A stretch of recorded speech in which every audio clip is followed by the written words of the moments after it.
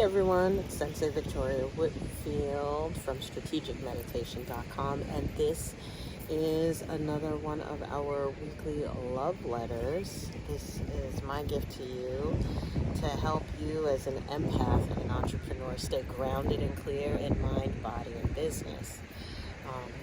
It's my joy to be a journey partner in you and helping you increase your income so that you can increase your impact. And that's an energy thing. So we're going to be talking about energy today. And this is going to be the first of 4 messages from the beach here, as we say in New Jersey, down the shore, to bring in more grounded energy. Hopefully you can hear me with the wind blowing, fingers crossed. We're looking at chapter 4 of Outwitting the Devil by Napoleon Hill, which is the sequel to his famous book, Think and Grow Rich.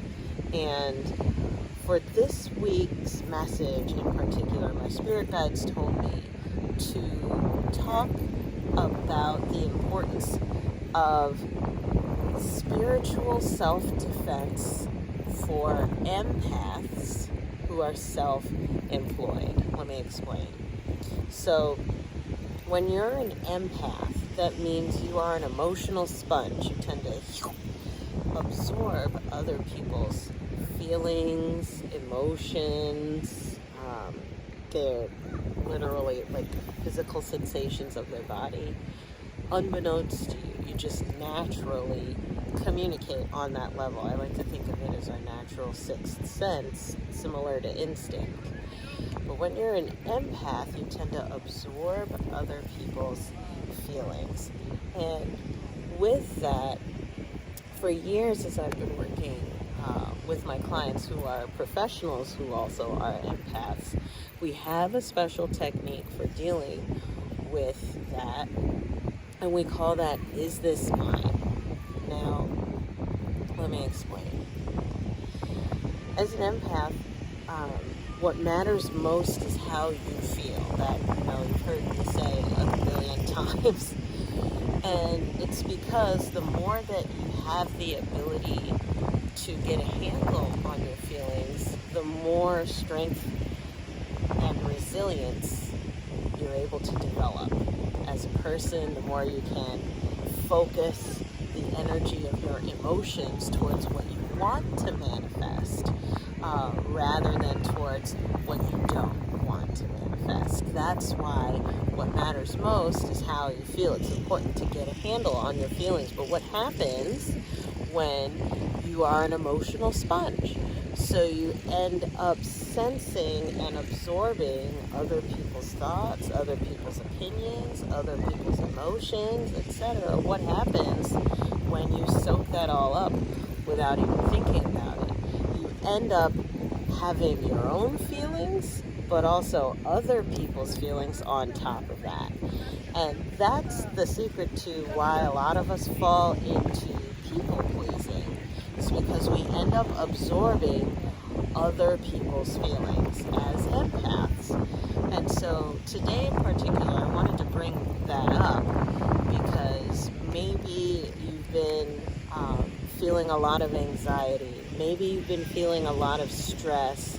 Maybe you've been feeling exhausted lately as you're out there trying to do good work in the world. And what can happen as an empath is that you end up working double time because you're processing your feelings as well as other people's feelings at the same time. And just for today, or as we say in Reiki, kyo dakeba, just for today, we're going to acknowledge that is something that can happen, that you have your own feelings, but also they're getting clouded, right? They're getting overlaid and obscured by all of the noise and the cacophony of other people's feelings, opinions, criticisms, judgments, assumptions, etc. And so the way that we combat that I use this with my private clients all the time. When I'm coaching them, I walk them through, okay, so this is how you've been feeling. what's the first thing we ask? And we always go into, is this mine? Right? So let's say you've been really anxious lately and worried about the way that things are going. Stop and ask yourself, around that anxiety, is this mine? And to probe that, to answer, is this mine or not? We want to look at, well, where could I have picked this up? Almost like an emotional contagion or a cootie, right? As I like to call them, catching the cooties emotionally from other people, places, programs, platforms, etc. Where could I have absorbed this negative emotion? And is it only mine, or am I dealing with my stuff and my parents' stuff and my clients' stuff and my neighbor's stuff and my coworkers' stuff and my like the news' stuff? Is this my feeling alone, right? Being able to discern where you are in relationship to all of the other feelings that may be coming up around you. And this is where I want to bring in the reading of the day from chapter 4 of Outwitting the Devil by Napoleon Hill. And remember, in this book, it's all about self-sabotage. And so the way that we have the angel and the devil on our shoulders whenever we're making decisions and trying to go for our goals, in this book, Napoleon Hill is talking to the devil on his shoulder and basically getting all of the details of how do you sabotage me? How do you cause me to be insecure, second guess, and stop myself? He gets all of the devil on his shoulders tricks, and he puts that in the book as a two-way conversation that the reader can follow along so that we can all get better at being able to be the best version of ourselves, right, and not fall for it. And so in chapter 4 of Outwitting the Devil, Secrets to Freedom and Success is the whole title of this book. Napoleon Hill introduces us to one of the tricks that the devil on his shoulder says is what he uses to get under our skin, and it's called drifting.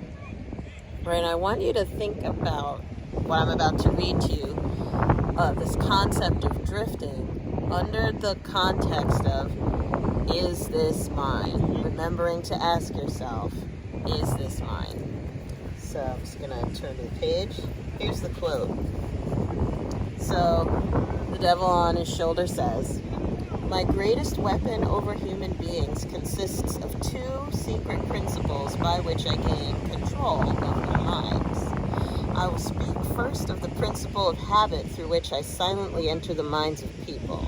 By operating through this principle, I establish, I wish I could avoid using this word, the habit of drifting. When a person begins to drift on any subject, he is headed straight towards the gates of what you earthbound people call hell." So Napoleon Hill asks him, describe all the ways in which you induce people to drift. Define the word and tell us exactly what you mean by it. And so the devil on his shoulder responds, "I can best define the word drift by saying that people who think for themselves never drift, while those who do little or no thinking for themselves are drifters. A drifter is one who permits himself to be influenced and controlled by circumstances outside of his own mind. He would rather let me occupy his mind and do his thinking than go to the trouble of thinking for himself. A drifter is one who accepts whatever life throws in his way without making a protest or putting up a fight. He doesn't know what he wants from life and spends all of his time getting just that. A drifter has lots of opinions, but they are not his own. Most of them are supplied by me. A drifter is one who is too lazy mentally to use his own brain. That is the reason I can take control of people's thinking and plant my own ideas in their mind." So this concept of drifting that Napoleon Hill brings up in the book here is not thinking for yourself, right?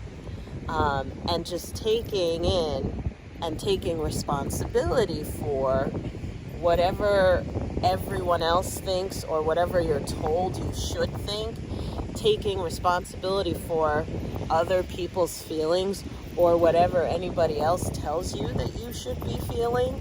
You take it in, you absorb it. And because you absorb other people's feelings and thoughts rather than probing and digging in to find what are your own, right? And constantly questioning, getting back to your own truth of, is this mine? What happens is that you end up being more susceptible to impression and manipulation because of that. And so tying that back to our concept of the day of, is this mine? We want to make sure, especially as empaths, to check in and see, wait a minute, right? Where is this coming from? Because I can guarantee you the minute that you check in to see where that feeling's coming from, the pressure of it immediately is alleviated. With that, let's pull the tarot card of the day. So we have the Knight of Earth. I don't know if we can see that on camera. Knight of Earth, coming as a challenger. And it says loyal, dedicated, honorable, kind. Time to buckle down and get things done. Honor your commitments, as well as receiving your guardian angel. So I'm going to read. Knight of Earth. Let's get to it.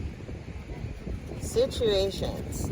Now, here's the thing. It's coming upside down as a challenger, so that means we're resisting this. So we're resisting that it's time to get things done. We're resisting leaving the planning stage behind and taking action. We're resisting honoring our promises and commitments. And we're resisting attending to the details and being thorough. In terms of people and personalities, you're doubting that you're someone you can expect to be a loyal, dedicated, and dependable person. Doubting you're a well-trained person who does an excellent job over time. Doubting that you are, or someone else, right, is a nature and animal lover who may be vegetarian, detail-oriented. Doubting that you're diligent, thoughtful, honorable, kind.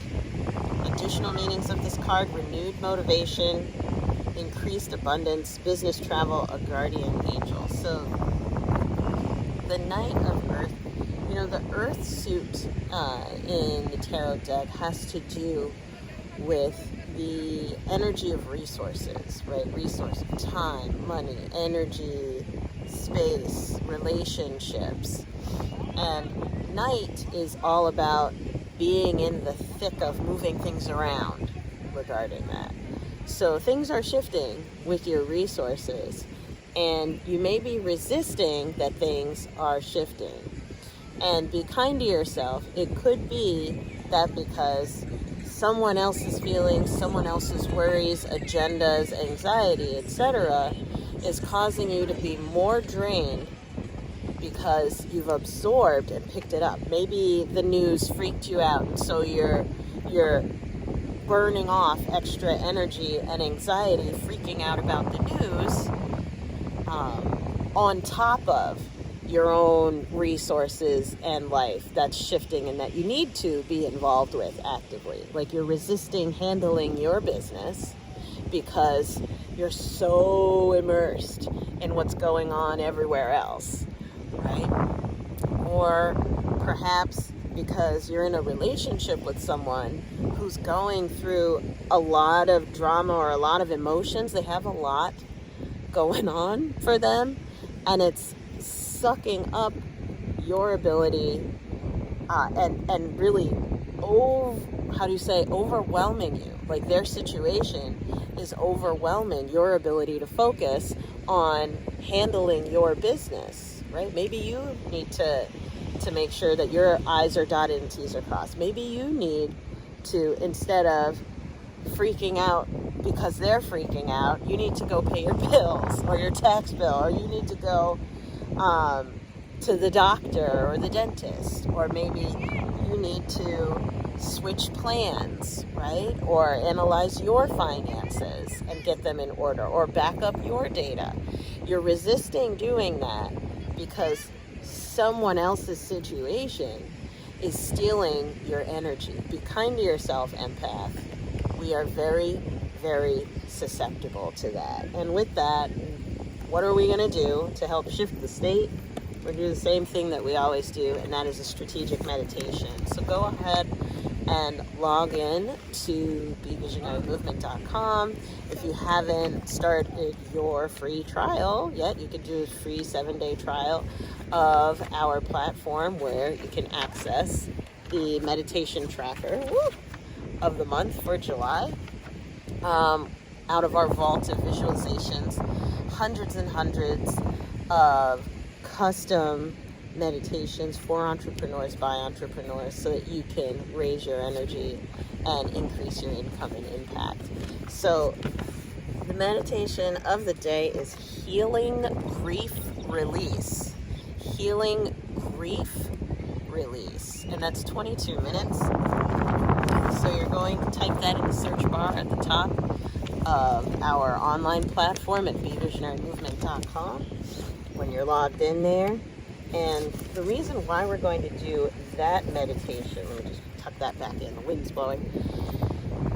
The reason why we're going to do healing grief release, because as an empath, you may have negative emotions that are not your own, and you've got to make it a point to clear that out of you.